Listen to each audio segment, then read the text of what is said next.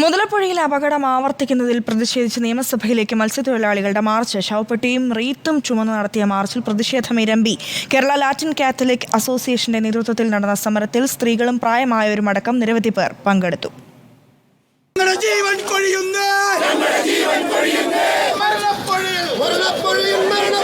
രാവിലെ 11:30യോടെയാണ് പാളയത്ത് നിന്ന് മാർച്ച് തുടങ്ങിയത്. ശവപ്പെട്ടിയും റീത്തുമേന്തിയ പ്രതിഷേധത്തിൽ സ്ത്രീകളും പ്രായമുള്ളവരുമടക്കം നിരവധി പേർ അണിനിരന്നു. മാർച്ച് നിയമസഭയ്ക്ക് പുറത്ത് പോലീസ് തടഞ്ഞു. അദാനിയും സർക്കാരും ചേർന്ന് മത്സ്യത്തൊഴിലാളികളെ കൊലയ്ക്ക് കൊടുക്കുകയാണെന്ന് സമരം ഉദ്ഘാടനം ചെയ്തുകൊണ്ട് ലത്തീൻ അതിരൂപത വികാരി ജനറൽ യൂജിൻ പെരേര പറഞ്ഞു. കണ്ണു തുറക്കാത്ത കുറെ ഭരണാധികാരികൾ, അവരുടെ അനാസ്ഥയാണ് അടിക്കടി മുതലപ്പുഴയിൽ മരണങ്ങൾ ഉണ്ടാകുന്നത്. സമരത്തിൽ പങ്കെടുത്തവരും രൂക്ഷമായ പ്രതികരണമാണ് സർക്കാരിനെതിരെ നടത്തിയത്.